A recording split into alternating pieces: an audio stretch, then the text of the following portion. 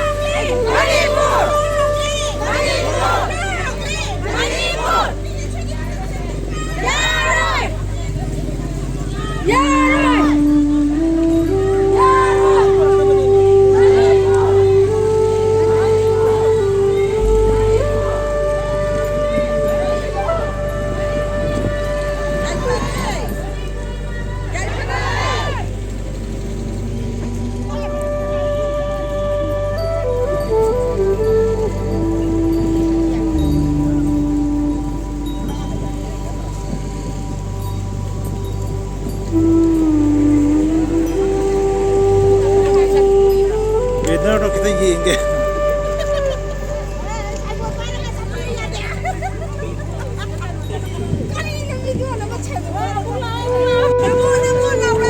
안돼.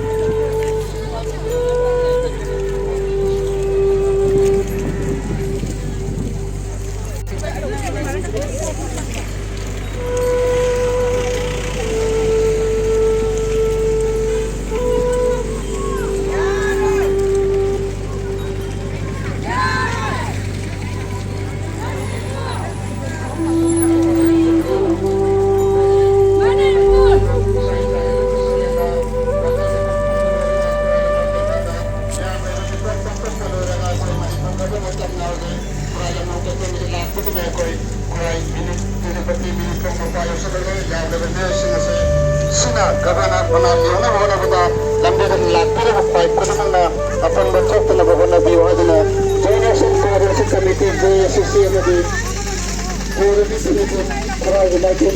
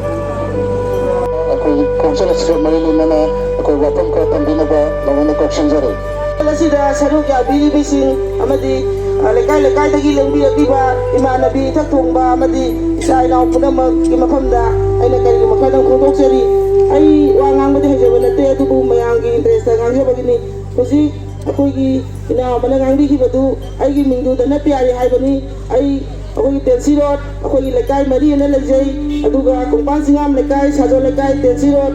sida lekai sida aku lekai mari gi wala pun aku gi saruk ya jabani aduh ngasi aku na sanjali na ihawas ꯐꯥꯎꯕꯗ ꯆꯪꯁꯤꯜꯂꯛꯂꯤꯕ ꯈꯣꯡꯆꯪ ꯑꯁꯤꯗ ꯑꯩꯈꯣꯏꯒꯤ ꯃꯅꯤꯄꯨꯔꯗ ꯂꯩꯔꯤꯕ ꯑꯩꯈꯣꯏꯒꯤ ꯏꯆꯥ ꯏꯁꯨꯁꯤꯡꯅ ꯃꯤꯁꯤ ꯃꯤꯅꯥ ꯅꯪꯗꯨꯅ ꯏꯅ ꯂꯧꯈꯣꯡ ꯆꯦꯜꯂꯕ ꯌꯨꯝꯊꯣꯡ ꯌꯨꯝꯊꯣꯡ ꯈꯨꯗꯤꯡꯗ ꯃꯤꯀꯞ ꯃꯤꯔꯥꯈꯣꯟꯅ ꯈꯜꯂꯕ ꯃꯇꯝ ꯑꯁꯤꯗ ꯑꯩꯈꯣꯏꯅ ꯏꯔꯩꯕꯥꯛ ꯏꯔꯝꯗꯝꯒꯤꯗꯃꯛꯇ ꯈꯨꯠꯇ ꯃꯩꯔꯥ ꯄꯥꯏꯗꯨꯅ ꯑꯩꯈꯣꯏꯅ ꯅꯨꯄꯤ ꯑꯣꯏꯕꯤꯁꯤꯡꯅ ꯑꯩꯈꯣꯏꯅ ꯑꯍꯤꯡ ꯌꯥꯔꯦꯛꯇꯅ ꯑꯃꯗꯤ ꯑꯩꯈꯣꯏꯒꯤ ꯃꯐꯝ ꯃꯐꯝꯗ ꯂꯥꯟꯒꯤ ꯆꯠꯄ ꯌꯥꯎꯗꯅ ꯑꯋꯥ ꯑꯅꯥ ꯇꯥꯔꯕ ꯑꯩꯈꯣꯏꯒꯤ ꯃꯐꯝꯁꯤꯡꯗ ꯑꯩꯈꯣꯏꯒꯤ ꯂꯩꯖꯕ ꯄꯩꯁꯥꯁꯦ ꯈꯥꯏꯖꯤꯟꯅꯔꯒ ꯑꯩꯈꯣꯏꯅ ꯑꯋꯥꯕ ꯃꯌꯥꯝꯒꯤ ꯌꯥꯝꯃꯁꯨ ꯌꯥꯝꯗ꯭ꯔꯁꯨ ꯄꯣꯠ ꯊꯤꯟꯕꯒꯤ ꯁꯔꯨꯛ ꯑꯁꯦ ꯅꯨꯄꯤ ꯑꯣꯏꯕꯤ ꯃꯌꯥꯝꯅ ꯉꯁꯤ ꯐꯥꯎꯕꯗ ꯆꯪꯁꯤꯟꯗꯨꯅ ꯂꯥꯛꯂꯤ ꯑꯗꯨꯕꯨ ꯉꯁꯤ ꯑꯩꯈꯣꯏꯅ ꯂꯥꯛꯏꯕ ꯈꯣꯡꯆꯠ ꯑꯁꯤꯗ ꯃꯌꯥꯝ ꯄꯨꯝꯅꯃꯛꯅ ꯍꯟꯕꯤꯒꯗꯅ ꯑꯩꯈꯣꯏ ꯃꯐꯝ ꯑꯁꯤꯗ ꯂꯦꯡꯗꯅ ꯂꯩꯁꯤ ꯉꯁꯤ ꯍꯥꯏꯕ ꯅꯨꯃꯤꯠ ꯑꯁꯦ ꯌꯥꯝꯅ ꯗꯔꯀꯥꯔ ꯑꯣꯏꯕ ꯃꯔꯝ ꯑꯃꯅꯤ ꯑꯗꯨꯅ ꯑꯩꯈꯣꯏ ꯄꯨꯝꯅꯃꯛ ꯁꯔꯨꯛ ꯌꯥꯃꯤꯟꯅꯁꯤ ꯑꯩꯈꯣꯏꯒꯤ ꯍꯨꯠ ꯁꯤꯜꯂꯒ ꯑꯩꯈꯣꯏꯒꯤ ꯃꯤ 8 ꯆꯪꯈꯤꯕꯁꯦ ꯊꯣꯛꯂꯛꯇ꯭ꯔꯤꯕ ꯐꯥꯎꯕꯗꯤ ꯑꯩꯈꯣꯏ ꯃꯐꯝ ꯑꯁꯤꯗ ꯋꯥꯁꯨ ꯋꯥꯅ ꯐꯝꯃꯒ ꯉꯥꯏꯃꯤꯟꯅꯁꯤ ꯃꯈꯣꯏꯅ ꯀꯔꯤ ꯍꯥꯏꯔꯛꯄꯒꯦ ꯃꯈꯣꯏꯅ ꯀꯔꯤ ꯇꯧꯔꯛꯄꯒꯦ ꯍꯥꯏꯕꯗꯣ ꯑꯩꯈꯣꯏ ꯄꯨꯟꯅ ꯇꯥꯃꯤꯟꯅꯁꯤ ꯍꯥꯏꯕ ꯋꯥꯐꯝ ꯑꯁꯦ ꯊꯝꯖꯔꯒ ꯃꯌꯥꯝꯗꯒꯤ ꯀꯥꯏꯅ ꯌꯥꯊꯪ ꯂꯧꯖꯔꯤ ꯑꯩꯈꯣꯏ ꯃꯊꯪ ꯑꯁꯤꯗꯤ ꯄꯨꯈꯧꯗꯒꯤ ꯂꯥꯛꯄ ꯑꯩꯈꯣꯏꯒꯤ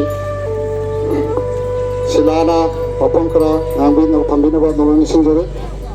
ꯁꯤꯒꯤ ꯈꯣꯡꯆꯠ ꯑꯁꯤꯕꯨ ꯌꯥꯎꯕ ꯌꯥꯎꯕꯤꯔꯤꯕ ꯃꯌꯥꯝꯗ ꯉꯁꯤꯒꯤ ꯈꯣꯡꯆꯠ ꯑꯁꯤꯒꯤ ꯂꯥꯎꯔꯨꯕꯒꯤ ꯈꯅꯥꯎ ꯀꯪꯂꯤꯕ ꯃꯤꯌꯥꯝ ꯑꯁꯤꯗ ꯑꯩꯈꯣꯏꯒꯤ ꯏꯁꯤꯡ ꯈꯨꯌꯥꯝ ꯑꯗꯨꯁꯨ ꯄꯤꯊꯛꯆꯒꯦ ꯍꯥꯏꯗꯨꯅ ꯑꯩꯈꯣꯏꯒꯤ ꯁꯥꯔ ꯕꯤꯅꯣꯗꯅ ꯑꯩꯈꯣꯏ ꯈꯣꯡꯆꯠꯁꯤꯡ ꯑꯁꯤꯗ ꯏꯁꯤꯡ ꯑꯩꯈꯣꯏ ꯄꯨꯁꯤꯟꯖꯔꯒꯦ ꯑꯗꯨꯅ ꯏꯁꯤꯡ ꯑꯁꯤ ꯊꯛꯃꯤꯟꯅꯔꯒ ꯑꯩꯈꯣꯏ ꯆꯠꯈꯤꯕ ꯃꯤꯑꯣꯏꯁꯤꯡ ꯑꯗꯨ ꯑꯃꯨꯛ ꯍꯜꯂꯛꯄ ꯉꯥꯏꯃꯤꯟꯅꯅꯕ ꯃꯤꯌꯥꯝꯒꯤ ꯃꯐꯝꯗ ꯅꯣꯡꯃ ꯅꯤꯡꯁꯤꯡꯖꯔꯤ ꯑꯩꯈꯣꯏꯒꯤ ꯁꯦꯀ꯭ꯌꯨꯔꯤꯇꯤꯒꯤ ꯑꯆꯧꯕ ꯊꯧꯗꯥꯡ ꯂꯧꯕꯤꯔꯤꯕ ꯑꯩꯈꯣꯏꯕꯨ ꯀꯗꯥꯏꯗ ꯁꯣꯏꯈꯤꯒꯗꯒꯦ ꯑꯗꯨꯒ ꯑꯩꯈꯣꯏꯒꯤ ꯈꯣꯡꯆꯠ ꯑꯁꯤꯗ ꯑꯀꯥꯏ ꯑꯇꯣꯏ ꯊꯣꯛꯇꯅꯕ ꯑꯩꯈꯣꯏ ꯈꯨꯔꯥꯏ ꯂꯝꯂꯣꯡ ꯀꯩꯊꯦꯜꯗꯒꯤꯅ ꯃꯐꯝ ꯑꯁꯤꯕꯨ ꯌꯧꯅꯕ ꯍꯣꯠꯅꯔꯛꯄꯗ ꯃꯇꯦꯡ ꯄꯥꯡꯕꯤꯔꯤꯕ ꯑꯩꯈꯣꯏꯒꯤ ꯏꯁꯥꯒꯤ ꯗ꯭ꯌꯨꯇꯤ ꯀꯌꯥ ꯀꯥꯏꯊꯣꯛꯇꯨꯅ ꯃꯐꯝ ꯑꯁꯤ ꯂꯥꯛꯄꯤꯔꯤꯕ ꯁꯥꯔ ꯕꯤꯅꯣꯗꯅ ꯃꯤꯌꯥꯝꯗ ꯏꯁꯤꯡ ꯈꯨꯌꯥ ꯑꯃꯇꯁꯨ ꯄꯤꯊꯛꯆꯒꯦ ꯍꯥꯏꯗꯨꯅ ꯏꯁꯤꯡ ꯄꯨꯕꯤꯔꯕꯁꯤ ꯃꯌꯥꯝꯅ ꯂꯥꯟꯅꯕ ꯂꯩꯇꯅ ꯑꯩꯈꯣꯏꯒꯤ ꯊꯛꯄꯤꯔꯒ ꯑꯩꯈꯣꯏꯅ ꯂꯥꯎꯔꯨꯕꯒꯤ ꯑꯃꯗꯤ ꯂꯥꯛꯄꯒꯤ ꯂꯝꯁꯥꯡ ꯂꯥꯛꯄꯒꯤ ꯆꯣꯛꯊꯔꯤꯕ ꯑꯗꯨꯗ ꯈꯔꯗꯁꯨ ꯃꯌꯥꯝ ꯄꯨꯟꯅ ꯊꯛꯃꯤꯟꯅꯔꯒ ꯑꯋꯥꯕꯁꯤ ꯈꯪꯃꯤꯟꯅꯗꯨꯅ ꯃꯌꯥꯝ ꯃꯐꯝ ꯑꯁꯤꯗ ꯂꯩꯃꯤꯟꯅꯅꯕ ꯖꯣꯏꯟ ꯑꯦꯛꯁꯟ ꯀꯣꯑꯣꯔꯗꯤꯅꯦꯁꯟ ꯀꯃꯤꯇꯤ ꯑꯃꯗꯤ ꯀꯣꯑꯣꯔꯗꯤꯅꯦꯇꯤꯡ ꯕꯣꯗꯤ ꯈꯨꯔꯥꯏꯒꯤ ꯃꯥꯏꯀꯩꯗꯒꯤ ꯂꯧꯂꯣꯛꯅ ꯅꯤꯡꯁꯤꯡꯖꯔꯤ ꯑꯗꯨꯒ ꯁꯥꯔ ꯕꯤꯅꯣꯗꯄꯨꯁꯨ ꯂꯨꯞ ꯑꯅꯤꯁꯤꯒꯤ ꯃꯍꯨꯠ ꯁꯤꯟꯖꯔꯒ ꯊꯥꯒꯠꯆꯕ ꯐꯣꯡꯗꯣꯛꯆꯔꯤ ꯍꯥꯏꯗꯨꯅ ꯃꯤꯌꯥꯝꯗ ꯊꯝꯖꯔꯤ ꯃꯈꯥ ꯇꯥꯔꯛꯄꯁꯤꯗꯤ ꯑꯩꯈꯣꯏꯒꯤ ꯄꯨꯈꯥꯎꯗꯒꯤ ꯂꯥꯛꯄꯤꯔꯤꯕ ꯉꯁꯤꯒꯤ ꯈꯣꯡꯆꯠ ꯑꯁꯤꯕꯨ ꯌꯥꯎꯕ ꯑꯃꯗꯤ ꯋꯥꯀꯠ ꯃꯤꯐꯝ ꯄꯥꯡꯊꯣꯛꯂꯕ ꯃꯇꯨꯡꯗ ꯃꯐꯝ ꯑꯁꯤ ꯇꯝꯅ ꯂꯥꯛꯂꯤꯕ ꯑꯩꯈꯣꯏꯒꯤ ꯏꯆꯟ ꯁꯦꯂꯥꯅ ꯉꯁꯤꯒꯤ ꯑꯩꯈꯣꯏꯒꯤ ꯃꯐꯝ ꯑꯁꯤꯗ ꯋꯥꯐꯝ ꯈꯔ ꯊꯝꯕꯤꯅꯕ ꯅꯧꯅ ꯀꯧꯁꯤꯟꯖꯔꯤ ꯉꯁꯤ ꯑꯩꯅ ꯂꯥꯛꯆꯔꯤꯕ ꯃꯐꯝ ꯑꯁꯤꯗ ꯏꯃꯥ ꯏꯕꯦꯟ ꯏꯆꯦ ꯏꯕꯨꯡ ꯏꯄꯥ ꯌꯥꯝ ꯁꯣꯏꯈꯤꯕ ꯉꯥꯡꯈꯤꯕ ꯀꯌꯥ ꯂꯩꯔꯒꯁꯨ ꯉꯥꯛꯄꯤꯌꯨ ꯑꯩ ꯄꯨꯈꯥꯎꯗꯒꯤꯅꯤ ꯄꯨꯈꯥꯎ ꯑꯍꯜꯂꯨꯛꯇꯒꯤꯅꯤ ꯑꯩꯒꯤ ꯏꯃꯤꯡ ꯑꯁꯤꯂꯥ ꯍꯥꯏꯕ ꯅꯠꯇꯦ ꯑꯁꯥ ꯍꯥꯏꯕꯅꯤ ꯁꯒꯣꯜꯁꯦꯝ ꯑꯁꯥ ꯑꯩ ꯄꯂꯦꯝ ꯁꯪꯁꯊꯥꯟ ꯑꯣꯔꯒꯅꯥꯏꯖꯦꯁꯟꯗꯨꯗ ꯌꯥꯎꯖꯕ ꯑꯩ ꯄꯂꯦꯝꯒꯤꯗꯨꯗ ꯌꯥꯎꯖꯕ ꯏꯃꯥ ꯃꯌꯥꯝꯁꯤꯡꯗꯨꯒꯤ ꯃꯤꯔꯛꯇꯨꯗ ꯇꯤꯟꯖꯔꯒ ꯄ꯭ꯔꯥꯏꯚꯦꯠ ꯁꯤꯇꯤ ꯑꯃ ꯑꯣꯏꯅ ꯃꯣꯏꯒꯤ ꯊꯧ ꯄꯨꯔꯒ ꯂꯩꯖꯕ ꯅꯆꯥ ꯑꯩꯍꯥꯛꯅꯤ ꯉꯁꯤ ꯃꯅꯤꯄꯨꯔꯁꯤꯗ ꯂꯩꯔꯤꯕ ꯃꯐꯝ ꯈꯨꯗꯤꯡꯃꯛꯇ ꯀꯥꯆꯤꯟ ꯀꯣꯏꯌꯥꯗ ꯏꯆꯥꯁꯤꯡꯁꯤꯅ ꯊꯋꯥꯏ ꯈꯨꯕꯥꯛꯇ ꯍꯥꯞꯇꯨꯅ ꯃꯐꯝ ꯈꯨꯗꯤꯡꯃꯛꯇ ꯃꯤꯅ ꯏꯈꯦꯟ ꯆꯦꯜꯂꯕ ꯃꯇꯝꯁꯤꯗ ꯉꯁꯤꯐꯥꯎ ꯃꯅꯤꯄꯨꯔ ꯁꯔꯀꯥꯔꯁꯤꯅ ꯀꯩꯗꯧꯕꯤꯔꯤ ꯏꯃꯥ ꯏꯕꯦꯟꯈꯩ ꯃꯤꯠꯇ ꯃꯤ ꯇꯥꯔꯒ ꯑꯩꯒꯤ ꯏꯆꯥ ꯂꯩꯇ꯭ꯔꯦ ꯑꯩꯒꯤ ꯀꯩꯅꯣ ꯂꯩꯇ꯭ꯔꯦ ꯏꯄꯨꯔꯣꯏꯕ ꯂꯩꯇ꯭ꯔꯦ ꯍꯥꯏꯗꯅ ꯃꯆꯥꯁꯤꯡ ꯊꯥꯗꯣꯛꯑꯝꯃꯒ ꯉꯁꯤ ꯈꯨꯠꯇ ꯃꯩꯔꯥ ꯄꯥꯏꯔꯒ ꯈꯥꯡꯆꯦꯠ ꯆꯦꯜꯂꯒ ꯉꯁꯤ ꯆꯠꯂꯤꯕ ꯃꯌꯥꯝꯁꯤꯡꯁꯦ ꯏꯆꯥꯁꯤꯡꯁꯤꯒꯤ ꯃꯣꯏ ꯀꯔꯦꯛ ꯀꯟꯗꯤꯁꯟ ꯌꯥꯎꯗꯅ ꯁꯔꯀꯥꯔꯁꯤꯅ ꯊꯥꯗꯣꯔꯛꯀꯗꯕꯅꯤ ꯑꯗꯨꯒꯤ ꯃꯊꯛꯇ ꯀꯨꯀꯤꯒꯤ ꯁꯨ ꯂꯩꯅꯔꯤꯕ ꯑꯁꯤ ꯁꯥꯡꯗꯣꯛꯄ ꯌꯥꯔꯣꯏ ꯍꯥꯏꯕꯒꯤ ꯉꯁꯤ ꯁꯔꯀꯥꯔꯁꯤꯗ ꯑꯩꯈꯣꯏ ꯉꯁꯤ ꯆꯪꯉꯤꯕ ꯈꯣꯡꯖꯪꯁꯦ ꯋꯥ ꯉꯥꯡꯕꯁꯨ ꯀꯌꯥ ꯍꯩꯖꯗꯦ ꯑꯩꯁꯦ ꯑꯗꯣ ꯉꯁꯤ ꯑꯩ ꯄꯨꯈꯥꯎꯗꯒꯤ ꯑꯩꯒꯤ ꯂꯥꯟꯗꯨꯒꯤ ꯑꯩ ꯂꯤꯖꯔꯛꯀꯦ ꯃꯐꯝꯗꯨꯗ ꯂꯩꯖꯕꯒꯤ ꯉꯁꯤ ꯑꯩꯈꯣই ꯌꯥꯝ ꯋꯥꯔꯕ ꯑꯗꯨꯛꯀꯤ ꯃꯇꯤꯛ ꯋꯥꯔꯕ ꯅꯣꯡꯃꯒꯤ ꯆꯔꯥ ꯇꯥꯔꯒ ꯍꯤꯡꯖꯔꯤꯕ ꯑꯩꯈꯣꯏꯁꯦ ꯂꯧ ꯎꯔꯒ ꯆꯥꯒꯗꯕꯁꯨ ꯂꯧ ꯎꯔꯒ ꯆꯥꯕ ꯐꯪꯗ꯭ꯔꯦ ꯄꯨꯈꯥꯎ ꯍꯥꯏꯕ ꯍꯧꯖꯤꯛꯀꯤ ꯊꯧꯗꯤꯒꯤꯗꯨꯗ ꯐꯧ ꯃꯔꯨ ꯑꯃꯨꯛ ꯍꯥꯞꯇ꯭ꯔꯦ ꯃꯣꯏꯅ ꯕꯪꯀꯔꯗꯨꯗ ꯂꯩꯁꯟꯗꯅ ꯂꯩꯀꯥꯏꯗꯒꯤ ꯍꯤꯡꯖꯥꯟ ꯅꯥꯄꯤ ꯈꯣꯝꯃꯒ ꯂꯝꯂꯣꯡ ꯀꯩꯊꯦꯜꯗꯨꯗ ꯕꯖꯥꯔꯗ ꯈꯔ ꯂꯝꯂꯣꯡꯗꯈꯔ ꯄꯨꯔꯒ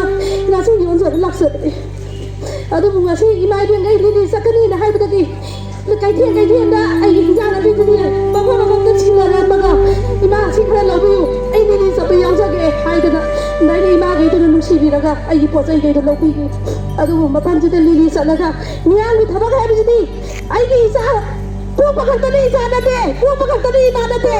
ꯈꯨꯗꯤꯡꯃꯛ ꯏꯃꯥꯅꯤ ꯈꯨꯗꯤꯡꯃꯛ ꯏꯆꯥꯅꯤ ꯍꯥꯏꯔꯒ awang kumpuandagi maimo bino devi isi sinaso watam ka pambinaba nolong nisijari aduga nasiri akoy moy lato ngabe na pakto ba nipam asida akoy ba nangbi ningba lairaga su adumag ning pisinding naba nolong nisijari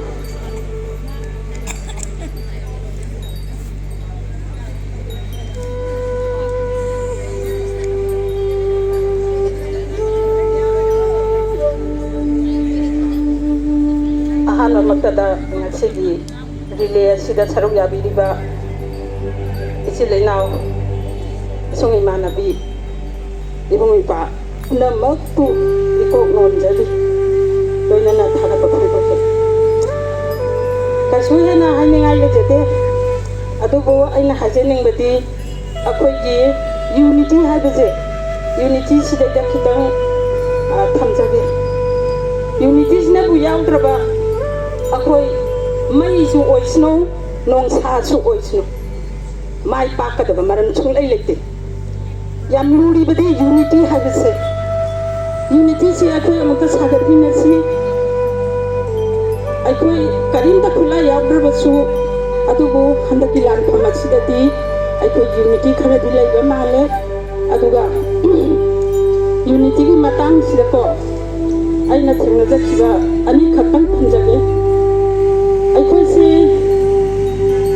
ꯁꯣꯛ 86 ꯔꯁ ꯑꯗꯥꯏꯋꯥꯏꯗ ꯎꯈ꯭ꯔꯨꯜꯗ centenary Christ ꯑꯃꯈꯛ ꯕꯥꯇꯣꯟ ꯇꯧꯔꯛꯇꯅ ꯑꯩꯈꯣꯏ ꯆꯠꯂꯦ ꯑꯩꯈꯣꯏ ꯄꯣꯍꯔꯔꯣ ꯀꯔꯤꯔꯣ ꯑꯩꯈꯣꯏ ꯃꯌꯥꯝ ꯑꯍꯜ ꯂꯃꯟ ꯃꯌꯥꯝꯒ ꯆꯠꯂꯦ ꯃꯁꯤꯗꯩꯗ ꯃꯇꯝꯗꯨꯗ ꯑꯦꯝꯈ꯭ꯔꯦ ꯃꯍꯥꯔꯥꯖ ꯃꯤꯡ ꯑꯣꯏꯅ ꯄꯟꯖꯔꯕꯗ ꯏꯀꯥꯏ ꯈꯨꯝꯅꯖꯔꯕ ꯄ꯭ꯔꯤꯌꯣꯕꯇ ꯍꯤꯡꯉꯤ ꯑꯗꯣ ꯍꯧꯖꯤꯛꯀꯤ ꯁꯦꯟꯇꯤꯅꯔꯤ ꯈ꯭ꯔꯥꯏꯁꯀꯤ ꯊꯧꯕꯨꯔꯦꯟꯁꯦ ꯆꯤꯐ ꯒꯦꯁꯁꯦ ꯃꯥꯅ ꯑꯣꯏꯒꯗꯕꯅꯤ ꯃꯇꯝꯗꯨꯗ ꯃꯥꯁꯦ ꯑꯩꯈꯣꯏꯗꯤ ꯅꯣꯡꯃ ꯋꯥꯠꯂꯤꯉꯩꯗ ꯊꯨꯡꯉꯦ ꯑꯗꯨꯕꯨ ꯃꯥꯗꯤ ꯐꯪꯁꯟ ꯍꯧꯕ ꯅꯨꯃꯤꯠꯁꯤꯗ ꯂꯥꯛꯇ꯭ꯔꯦ ꯂꯥꯛꯇꯗꯅ ꯆꯤꯐ ꯒꯦꯁꯁꯤ ꯌꯥꯎꯗꯅ ꯊꯧꯔꯝꯁꯤ ꯁꯨꯝ ꯄꯥꯡꯊꯣꯛꯑꯦ ꯁꯨꯛꯂꯥꯛ ꯂꯥꯛꯇꯗꯅ ꯂꯣꯏꯁꯜꯂꯀꯥꯟꯁꯤꯗꯩꯗ ꯆꯤꯐ ꯒꯦꯁꯁꯤ ꯌꯧꯔꯛꯑꯒ ꯑꯩꯈꯣꯏꯒꯤ ꯃꯐꯝꯗꯨꯗ ꯇꯤꯜꯂꯝꯕ ꯃꯤ ꯃꯌꯥꯝꯁꯤ ꯃꯣꯏꯒꯤ ꯎꯈ꯭ꯔꯨꯜꯒꯤ ꯌꯥꯝ ꯄꯥꯛꯄ ꯂꯝꯄꯥꯛ ꯑꯃꯗ ꯇꯧꯏ ꯃꯤꯁꯦ ꯌꯥꯝꯃꯦ ꯇꯤꯜꯂꯤꯁꯤ ꯅꯨꯄꯤ ꯑꯉꯥꯡ ꯂꯣꯏꯅ ꯌꯥꯎꯔꯒ ꯇꯤꯜꯂꯦ ꯑꯗꯨꯕꯨ ꯃꯣꯏꯒꯤ ꯑꯦꯅꯥꯎꯟꯁꯔꯗꯨꯅ ꯂꯥꯎꯊꯣꯔꯛꯑꯦ ꯍꯧꯖꯤꯛ MK ꯃꯍꯥꯔꯥꯖ ꯏꯀꯥꯏ ꯈꯨꯝꯅꯖꯔꯕ ꯄ꯭ꯔꯤꯌꯣꯕꯇ ꯑꯩꯈꯣꯏꯅ ꯆꯤꯐ ꯒꯦꯁ ꯑꯣꯏꯕꯤꯌꯨ ꯍꯥꯏꯖꯔꯨꯕꯗꯨ ꯂꯝꯕꯦꯜꯒꯤ ꯈꯨꯗꯣꯡꯆꯥꯗꯕ ꯑꯃꯗꯒꯤ ꯃꯥ ꯃꯇꯝ ꯆꯥꯅ ꯌꯧꯔꯛꯄ ꯉꯝꯗ꯭ꯔꯦ ꯍꯧꯖꯤꯛꯇ ꯃꯥꯁꯤ ꯇꯨꯡꯉꯦ ꯑꯗꯨꯅ ꯆꯠꯈ꯭ꯔꯤꯕ ꯃꯤꯌꯥꯝꯗꯨ ꯃꯐꯝꯗꯨꯗꯒꯤ ꯃꯥꯏ ꯂꯩꯔꯒ ꯍꯟꯖꯟꯕꯤꯔꯛꯑꯣꯅ ꯍꯥꯏ ꯑꯩꯈꯣꯏ ꯃꯩꯇꯩꯗ ꯑꯣꯏꯔꯗꯤ ꯃꯗꯨ ꯀꯅꯥꯅ ꯇꯥꯒꯅꯤ ꯃꯇꯝꯗꯨꯗ ꯑꯩꯅ ꯈꯟꯈꯤꯕꯁꯦ ꯑꯩꯈꯣꯏꯁꯨ ꯊꯣꯛꯄꯗꯨꯗ ꯌꯥꯎꯔꯕꯅꯤ ꯑꯗꯨꯕꯨ ꯑꯩꯈꯣꯏꯗꯤ ꯑꯣꯔꯒꯅꯥꯏꯖꯦꯁꯟꯒꯤ ꯊꯥꯛꯇ ꯆꯠꯄꯅꯤꯅ ꯑꯩꯈꯣꯏꯗꯤ ꯏꯁꯥꯅ ꯈꯪꯅ ꯑꯗꯨꯝ ꯍꯟꯖꯟꯗꯧꯕ ꯂꯩꯔꯕꯅꯤ ꯑꯩꯈꯣꯏꯁꯨ ꯒꯦꯁꯅꯤ ꯑꯗꯨꯅ ꯑꯩꯈꯣꯏꯗꯤ ꯃꯣꯏꯅ ꯆꯠꯂꯨ ꯃꯣꯏꯅ ꯂꯩꯌꯨ ꯍꯥꯏꯕ ꯃꯐꯝꯗ ꯑꯩꯈꯣই ꯏꯟꯚꯥꯏꯇꯤꯅꯤ ꯂꯩꯔꯤꯕꯅꯤ ꯑꯩꯈꯣꯏꯗꯤ ꯀꯩꯁꯨ ꯅꯠꯇ꯭ꯔꯦ ꯑꯩꯈꯣꯏꯗꯤ ꯂꯣꯏꯅ ꯑꯗꯨꯒꯤ ꯈꯣꯡꯆꯠꯇꯨꯒꯤꯗꯃꯛꯇꯗꯤ ꯒ꯭ꯌꯥꯟ ꯇꯥꯔꯕ ꯍꯥꯏꯇꯥꯔꯦ ꯑꯗꯨꯒ ꯃꯤꯁꯤꯡꯗꯨꯅ ꯃꯥꯅ ꯇꯥꯔꯤꯕ ꯂꯦꯞꯐꯝꯗꯨꯗꯒꯤ ꯃꯃꯥꯏꯗꯨ ꯂꯩꯔꯒ ꯌꯥꯝ ꯇꯞꯅ ꯆꯪꯉꯛꯑꯒ ꯃꯥꯒꯤ ꯐꯝꯐꯝꯁꯤꯡꯗꯨꯗ ꯒ꯭ꯌꯥꯟ ꯇꯥꯅ ꯐꯝꯈꯤꯕꯗꯣ ꯑꯗꯨ 90 ꯌꯧꯗ꯭ꯔꯤꯉꯩ ꯃꯇꯝꯒꯤ ꯁꯣꯛꯅꯤꯀꯣ ꯃꯇꯝꯗꯨꯗ ꯃꯣꯏꯒꯤꯗꯤ ꯌꯨꯅꯤꯇꯤ ꯍꯥꯏꯕꯁꯦ ꯁꯥꯒꯠꯂꯒ ꯂꯩꯔꯝꯃꯦꯕ ꯑꯩꯈꯣꯏꯗꯤ ꯉꯁꯤꯃꯛ ꯏꯊꯛꯇ ꯃꯩ ꯆꯥꯛꯑꯕ ꯃꯇꯝꯁꯤꯗ ꯌꯨꯅꯤꯇꯤ ꯁꯥꯒꯠꯄ ꯉꯝꯗ꯭ꯔꯤꯑꯕ ꯀꯗꯥꯏꯗꯒꯤꯅꯣ ꯇꯧꯗ ꯌꯥꯗꯦ ꯁꯤꯗꯤꯅ ꯈꯟꯖꯕ ꯃꯤꯅ ꯁꯔꯨꯛ ꯈꯔꯗꯤ ꯍꯦꯜꯂꯦ ꯍꯟꯗꯛꯁꯦ ꯑꯗꯨꯕꯨ ꯍꯦꯟꯗ꯭ꯔꯤꯕ ꯇꯨꯝꯃꯒ ꯂꯩꯔꯤꯕ इसिंग ताबदौन इरागसल्लगा लैरिबा कईमता खंगजद्रिबा हाइतारे मियाम अमसु यावदबा नतेको लानसिदा मचा चटखिनी अदु चटखिनी अगी इमुंग मनुंग यावगिनी अखोई कराइदा लोटसिगे प्लेट लैसिरा मपालोमदा अदु दुगाइना कोई थिनबा मिसु यावदबा नते अदगी अदुमाइन तौदना मोइदु हंजलागा फजना मिफमदु लोइसलगा अमो हल्ली अदुबो अदुगा अते अते फयन नुयें खरा मसु यूनिटी दी लई अदुगा अनरोदा अखोई निपिला लमक फंक्शन तवे मसिदा अयुकी पुंग मापन मखाइदा हौसी हाइरे एमोइना अदु अखोई दी पुंग मापन मखाइ हाइबसे तरा माथोइ नंगनबा चलेबा अखोइना हाइबदी अखोई साइदा पुंगसे कुंजाव थिनबदो अदु माइना मोइसु मतम खरा चोनथरगा तौगद्रायना खंदना अखोई पुंग तरा माथोइसिन नंगनबा चटपसिदेदा मोइदि लोइना फम्मगा लेरमनेबा मोइदि नेची लेयबा को हुजिकसु लेयबा अनरोददि हुजि अखोइना कैनोम तौजि हाइरुबा मतमदा मोइ मफम मतम चाप चाना थोलकनेबा मसे मोइ यूनिटी सागतखिबनेबा मतमदुदा गौरिया धर्मना लाक्पगी लौनरक्पगी अदाय कांदा मोइ निंथौना तानखिबा फुरुपसिंगसे मखोइदि मोइ मसागी यूनिटी से अदुम लेयबा मोइ जिना कमाइन तौरमगेबु अखोइगी कैनोसिंगसे मेरा पाइबि थोकसे हंदकना सिगी लेकाइसिना पुगदबा मथंगना मसिगी लेकाइसिना पुगदबा अदुमाइन तौदना मोइदि रोटेशन दा खाइदोक लेरमनेबा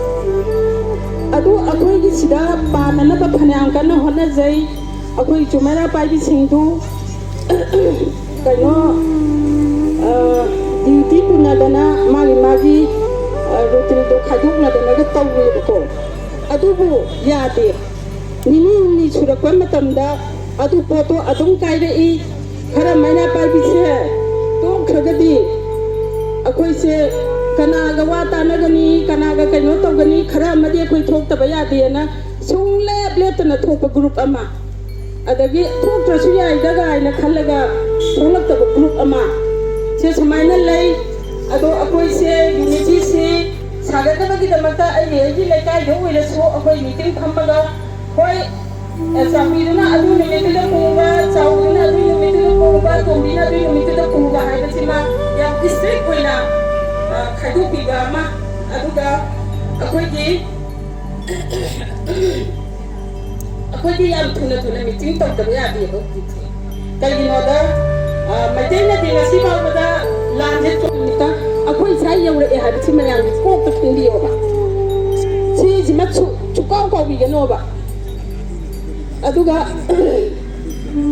हौजी कुकीगा करिगुम्बदा वारी सानदना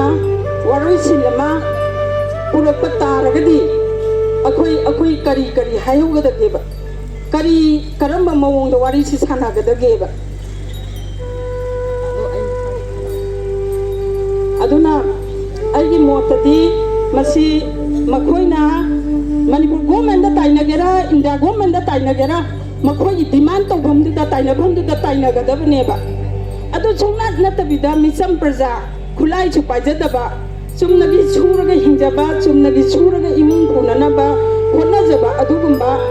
लालुबा यावबुसु नतबा सिबाइ खनबा यावबुसु नतबा अदुगुंबा फैमिली जिंदुदा मखोइना मथो मरम इखंग हंगौदना मेगे अहुमदा मई थादोकपिरे अदुदगी मई थादोगा नोंमैना कापा तनु ताले मदुदैदा पाखतखिबा मीसिंग ngasi phawba handhadana leiribani moigi punging wakhan singdo chairaga leiribani hujik phawba aduna karigumba koi kukigi ahan basanga komi singdu leihoraga akon badu taphokibada yanaraba ama aduga loina na migi mangan kibalan thum mayamdo makhoi mangbadi akoi uban thokte maramdi moina hana haurakpani moina madugi पोटसिंदु मिगी property सिंदु सिंगबमा अदु ओइबा तारगदी वारी से वाखै अमा लाकपा याय अदुबु ओइथोकदबा मानदबा मवोंग मयाम अमा मोइगी India government गा मोइ असोमगी मोइगी project करी नो हाइबदो अदुगिदो फेल ओइरकदबा मतांग अमा लेबनिना लाल सिदैदा अखोइना उबा मतमदा इंडिया गवर्नमेंट कुकीगी मिचंग चंगबा माना उरिबसि चंगिबनि मरमदी मोइगी प्रोजेक्ट ममिंग दो कावरे इसिंगी लम्बे लमयाम सांग चटलगा अदुदा सिंगनिगी कारक्ता चटप तुरेंदो अदुदैदा पोचिंजी पुसलगा अछोमदा ब्रह्मादा कुकीना ओकपाइ तौखबा अदुगुंबा लमबगी मचिल लोरखदुदा कारअगा सिगी मिजोराम त्रिपुरा असाइसिदा फावगतलगा इंडियागी नॉर्थ ईस्ट की समनरकान सिदा इंडिया यौगदबा पोट ओइरमाने अदुगी खोंगी प्रोजेक्ट तो अदु fail ओइरकदबनिना मोदीना वासुंगा ngang adagi kuki misang changba mandana leikre ga nate misang changaga leirabani wangang ba yadabagi aduga loina na upi plantation sidagi karak income sindu makoi gi phangba yawbani na madu ꯀꯥꯏꯗꯅꯕꯒꯤꯗꯃꯛꯇ ꯃꯈꯣꯏꯗꯤ ꯎꯀꯤꯔꯣꯡꯒꯤ ꯃꯤꯆꯪꯁꯦ ꯆꯪꯉꯒ ꯃꯅꯤꯄꯨꯔꯁꯦ ꯃꯅꯤꯄꯨꯔꯒꯤ ꯃꯇꯤꯡ ꯂꯩꯖꯕ ꯃꯅꯤꯄꯨꯔ ꯍꯥꯏꯕ ꯖꯥꯇꯤꯁꯦ ꯃꯁꯤ ꯁꯨꯔꯨ ꯅꯩꯊꯠꯄꯅꯦ ꯃꯣꯏꯅ ꯄꯥꯝꯃꯤꯁꯦ ꯑꯗꯨꯅ ꯃꯈꯣꯏꯗꯤ ꯂꯥꯜ ꯍꯥꯏꯕꯁꯤ ꯑꯗꯨꯝ ꯇꯧꯍꯜꯂꯒ ꯀꯨꯀꯤ ꯑꯩꯈꯣꯏꯒꯤ ꯍꯥꯠꯇꯣꯛꯅꯍꯜꯂꯒ ꯑꯩꯈꯣꯏꯒꯤ ꯄꯥꯡꯒꯜꯁꯦ ꯁꯣꯟꯊꯍꯟꯕ ꯑꯗꯨꯅꯤ ꯑꯗꯨ ꯁꯨꯃꯥꯏꯅ ꯇꯧꯔꯕꯅꯤꯅ ꯑꯩꯈꯣꯏꯁꯤ ꯂꯥꯜ ꯑꯁꯤ ꯁꯣꯂꯣꯝꯗ ꯌꯦꯡꯕ ꯃꯇꯝꯗ ꯈꯔ ꯀꯨꯏꯅ ꯆꯪꯒꯗꯕ ꯃꯥꯟꯕ ꯂꯩꯕꯅꯤꯅ ꯑꯩꯈꯣꯏ ꯁꯨꯕ ꯅꯣꯝꯕ ꯇꯟꯕ ꯌꯥꯗꯦ ꯑꯩꯈꯣꯏ ꯁꯨꯒꯗꯕꯅꯤ ꯅꯣꯝꯒꯗꯕꯅꯤ ꯈꯥꯏꯅꯁꯤ ꯍꯥꯏꯔꯛꯄꯗꯣ ꯑꯩꯈꯣꯏ ꯈꯥꯏꯅꯔꯒ ꯑꯦꯅꯤ ꯗꯔꯀꯥꯔ ꯂꯩꯕ ꯄꯨꯝꯅꯃꯛ ꯑꯩꯈꯣই ꯄ꯭ꯔꯖꯥꯅ ꯄꯥꯡꯒꯗꯕꯅꯤ ꯃꯌꯥꯝ ꯁꯤ ꯄꯥꯡꯉꯣꯏꯗꯕ꯭ꯔꯅꯦ ꯗꯔꯀꯥꯔ ꯂꯩꯕ ꯈꯨꯗꯤꯡꯃꯛ ꯑꯩꯈꯣꯏ ꯄꯥꯡꯅꯕꯒꯤꯗꯃꯛꯇ ꯁꯦꯝ ꯁꯥꯁꯤ ꯑꯩꯈꯣꯏ ꯏꯁꯥꯁꯦ ꯂꯥꯟꯃꯤ ꯑꯃ ꯑꯣꯏꯅ ꯂꯥꯟ ꯌꯥꯎꯕ ꯉꯝꯗ꯭ꯔꯒꯁꯨ ꯃꯁꯤ ꯁꯦꯝ ꯁꯥꯕ ꯃꯊꯧ ꯇꯥꯏ ꯑꯗꯒꯤ ꯑꯃꯔꯣꯝꯗ ꯑꯩꯅ ꯌꯥꯝ ꯌꯥꯖꯅꯤꯡꯗꯕ ꯑꯃꯒ ꯂꯩꯌꯦꯕ ꯑꯩꯈꯣꯏꯒꯤ ꯁꯤꯒꯤ ꯐꯤꯕꯝꯁꯤ ꯌꯧꯔꯛꯑꯀꯥꯟꯁꯤꯗꯗꯤ ꯀꯔꯤꯝꯇ ꯂꯩꯖꯗꯕ ꯇꯨꯝꯃꯒ ꯂꯩꯖꯔꯝꯕ ꯅꯨꯄꯥ ꯃꯆꯥ ꯃꯌꯥꯝ ꯑꯃ ꯆꯣꯡꯊꯣꯔꯛꯑꯦꯕ ꯈꯨꯠꯂꯥꯏ ꯌꯥꯎꯕ ꯌꯥꯎꯗꯕ ꯆꯣꯡꯁꯜꯂ ꯁꯤꯔꯨꯔꯦꯕ ꯍꯧꯖꯤꯛ ꯁꯤꯔꯛꯄꯗꯤ ꯑꯃꯔꯣꯝꯗꯕꯨ ꯈꯨꯠꯂꯥꯏ ꯌꯥꯎꯔꯒ ꯁꯤꯕꯅꯤ나 ꯈꯔ ꯑꯗꯨꯝ ꯄꯦꯜꯂꯦꯕ ꯂꯥꯟ ꯑꯃ ꯇꯧꯅꯔꯕꯁꯤꯗꯤ ꯃꯣꯏꯁꯨ ꯁꯤꯅꯤ ꯑꯩꯈꯣꯏꯁꯨ ꯁꯤꯅꯤ ꯂꯥꯟꯐꯝ ꯃꯌꯥꯏꯗ ꯂꯦꯞꯅꯔꯕꯁꯤꯗꯤ ꯑꯅꯤ ꯏꯅꯔꯗꯤ ꯑꯃ ꯈꯔ ꯇꯨꯕ ꯇꯥꯕꯅꯦꯕ ꯑꯗꯨꯃꯥꯏꯅ ꯇꯨꯔꯛꯄꯁꯤꯗꯤ ꯊꯣꯏꯗꯣꯛꯅꯕꯨ ꯈꯟꯗ꯭ꯔꯦꯕ ꯍꯦꯛ ꯍꯧꯔꯛꯄꯒꯤ ꯁꯤꯗꯩꯗ ꯅꯨꯄꯥ ꯃꯆꯥ ꯃꯌꯥꯝ ꯑꯃ ꯃꯈꯨꯠꯇ ꯈꯨꯠꯂꯥꯏꯁꯨ ꯌꯥꯎꯗꯅ ꯂꯥꯟꯐꯝ ꯅꯠꯇ ꯐꯤꯖꯥꯝ ꯊꯨꯏꯕꯅꯦꯕ ꯑꯩꯈꯣꯏꯒꯤ ꯖꯥꯇꯤꯁꯤꯅ ꯏꯄꯥ ꯏꯄꯨꯒꯤ इज्जत ngangnaba mama leibakku nungsijaba akhoi masenbu thajanaba nungsinajarambagi changse haujitta da khangeba khoina adumai tawdana khulai si yawdana chenthokre matamduda step force khaktana ngapangambraba ngamdeba ngamde adubu matamduda naha macha migi karimta khangdana lejaramba mayamdu chongthoga mathwai thadu ure aduga hawjingna lan silloidringada phagalai se karino haiba se phagalai se karino haibanida sebo akhoi honorable CM birenje mana tawri sikarino haiba maju makok thoktaba oirambadi yai adugu sai matang sidadi akhoi se pukse proprang chaeba akhoi sido pachungam maneba siyong chaladi aigi isa isuna nupa oiba jathina chum chidora adi akhoi nupi khada lehobachigi kana bajibu karino ba akhoi gi leibak sibu kayam pina nga pungam dudiyeba adu oiba taragadi akhoi ju training da takho achai sei kari kai ke training takho chai nipa achina chakho nipoi ngambigi chakam lauraga akhoi gi thungang ai imung akhoi na nga hogada banatro akhoi chai training takho chai ayu nung dhinda akhoi di chilam yam bani lipi di imung gi kumnam yami adugi mathaktu da laibaki amuk tawre ibani sangdra bachu nungdhin nundami mera thokba matam se masidane paw hairaga ne akhoi training takho chai sida women kari tawa ya doino moina akhoi nga pangambro ngamde moina akhoi nga pangamde ngamde danabu battalion mayam amgi nongmai angang chingna lae namdara by force na laure masel lawba ngama ije mi ama ani gi thonana dinnatte hada matang sina civil war haibase khongpham ama soibada akhoi gi ithakta lairabani civil war se adu oiba taragadi akhoi kari gi training tawroi dori banao akhoi training tawthokadabani madu mangna akhoi nongmai pariga lal jawge haibanatte aigi imangna nongmai ama taraga laira aigi ithakta kuki mayam amana nakandadi hatu gi paisala o ai kari tawni nongmai ka paisi am lai ba pot oiram gadabadi mande maramde ai isaje lola ga kapakadurini mina kapakpada ai panana ba chendurini hauji moina YouTube ta chingthakta thagalako mayam do khoi loina unare dana akhoi loina uri bani aduna akhoi se phagi nate asyang mani aina hari se akhoi haitaba yadabani khangjal laga akhoi leigadabani maramdi aigi imangda aigi nipado aigi icha do lekai gi khangde ama khangde kak kana ꯅꯣꯡꯃꯩꯅ ꯀꯥꯞꯇꯅ ꯑꯁ ꯅꯨꯄꯤꯗꯤ ꯈꯤꯇꯪ ꯀꯣꯏꯔ ꯊꯝꯕꯤꯌꯨ ꯀꯥꯏꯅ ꯊꯝꯕ ꯀꯥꯟꯗꯒ ꯍꯜꯂꯛꯑꯣꯅꯦ ꯃꯇꯝꯁꯤꯗ ꯑꯩꯈꯣꯏꯒꯤ ꯊꯃꯣꯏꯗ ꯑꯩꯈꯣꯏꯗꯣ ꯑꯃꯨꯛꯇꯪ ꯍꯩꯖꯔꯝꯃꯗꯤꯕꯨ ꯀꯥꯏꯅ ꯅꯣꯡꯃꯩꯗꯨꯗꯤ ꯃꯈꯟꯗꯣ ꯌꯥꯝꯃꯦ ꯑꯗꯣ ꯍꯧꯖꯤꯛꯁꯦ ꯑꯗꯣ ꯑꯩ ꯁꯨꯃꯥꯏꯅ ꯍꯣꯔꯦꯟ ꯅꯨꯡꯗꯥꯡ FIRꯒ ꯄꯥꯜꯂꯛꯄ꯭ꯔꯥ ꯈꯪꯕꯅꯦ ꯄꯥꯅꯤꯡꯉ ꯄꯥꯟꯖꯧ ꯀꯩꯗꯧꯅꯤꯒꯦ ꯁꯤꯗꯧ ꯂꯩꯔꯕ ꯆꯞ ꯃꯥꯟꯅꯗ꯭ꯔꯣ ꯀꯨꯀꯤꯅ ꯍꯥꯠꯂꯒ ꯊꯤꯕꯗꯤ ꯊꯤꯕ ꯏꯟꯗꯤꯌꯥ ꯒꯣꯔꯃꯦꯟꯅ ꯐꯥꯔꯒ ꯖꯦꯜ ꯂꯩꯔꯁꯨ ꯂꯩꯕ ꯏꯁꯇꯦꯠ ꯐꯣꯔꯁꯅ ꯀꯩꯅꯣ ꯐꯥꯒꯦꯔꯥ ꯄꯨꯟꯒꯦꯔꯥ ꯍꯥꯠꯀꯦꯔꯥ ꯇꯧꯅꯤꯡꯕ ꯇꯧꯔꯁꯅꯨ ꯍꯧꯖꯤꯛꯇꯤ ꯑꯣꯄꯟ ꯑꯣꯏꯔꯕꯅꯤ ꯑꯗꯨꯅ ꯑꯩꯈꯣꯏꯗꯣ ꯀꯩꯅꯣ ꯑꯗꯨꯒꯤ ꯋꯥꯈꯟꯗꯣ ꯈꯟꯁꯤ ꯑꯗꯨꯒ ꯇꯧꯁꯟꯅꯕꯁꯤꯗꯤ ꯈꯔ ꯇꯣꯛꯅꯁꯤ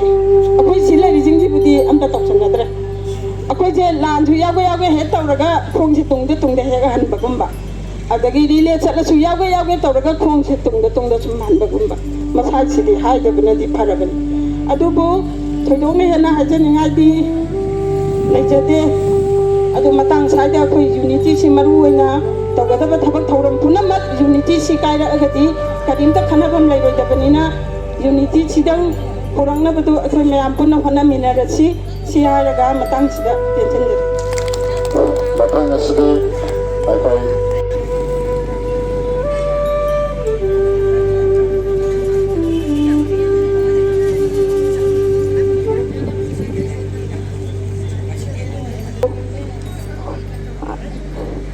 ꯑꯩꯈꯣꯏꯒꯤ ꯒꯕꯔꯅꯔꯗ ꯃꯦꯃꯣꯔꯦꯟꯗꯝ ꯄꯤꯁꯤꯟꯕꯗ ꯂꯦꯡꯕꯤꯔꯛꯂꯤꯕ ꯈꯨꯗꯤꯡꯃꯛꯄꯨ ꯑꯍꯥꯟꯕꯃꯛꯇꯗ ꯑꯩꯅ ꯇꯔꯥꯝꯅ ꯑꯣꯛꯆꯕꯒ ꯂꯣꯏꯅꯅ ꯀꯣꯛꯅꯣꯟꯖꯔꯤ ꯑꯗꯨꯕꯨ ꯑꯩꯒꯤ ꯏꯃꯥꯡꯗ ꯑꯩꯈꯣꯏꯒꯤ ꯏꯆꯦ ꯈꯨꯟꯅꯖꯔꯕꯤ ꯏꯆꯦ ꯕꯤꯅꯣꯅ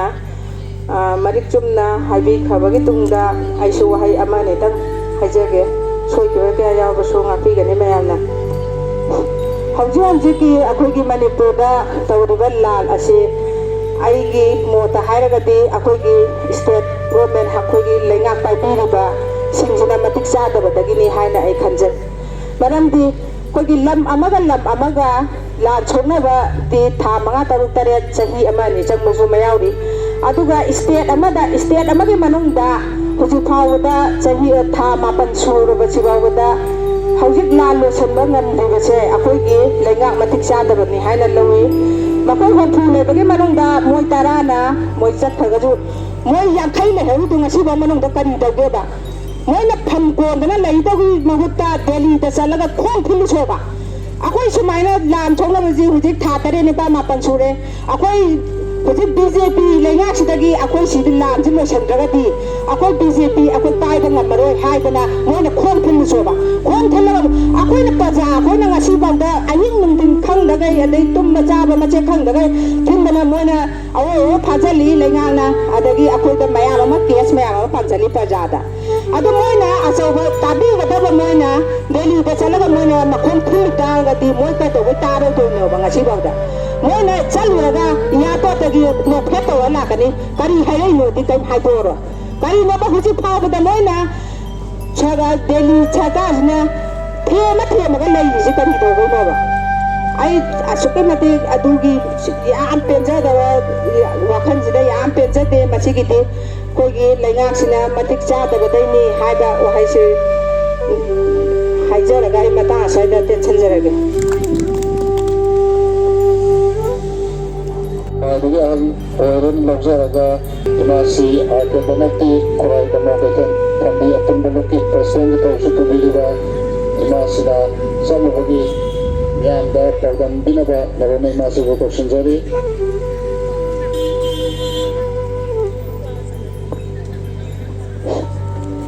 ꯃꯌꯥꯝꯗ ꯇꯦꯛꯇ ꯀꯥꯏꯗꯅ ꯉꯥꯏꯕꯤꯔꯝꯕꯁꯦ ꯌꯥꯝ ꯅꯨꯡꯉꯥꯏꯖꯔꯦ ꯍꯧꯖꯤꯛ ꯑꯩꯈꯣꯏ ꯇꯔꯦꯠ ꯆꯠꯂꯨꯕꯗꯣ ꯌꯥꯝ ꯐꯖꯅ ꯃꯣꯏ ꯑꯩꯈꯣꯏ ꯆꯪꯉꯒ ꯎꯅꯕ ꯌꯥꯅꯦꯅ ꯆꯪꯉꯦ ꯔꯤꯁꯤꯞ ꯇꯧꯕꯤꯔꯛꯑꯦ ꯇꯧꯕꯇꯕꯨ ꯉꯁꯤꯁꯤ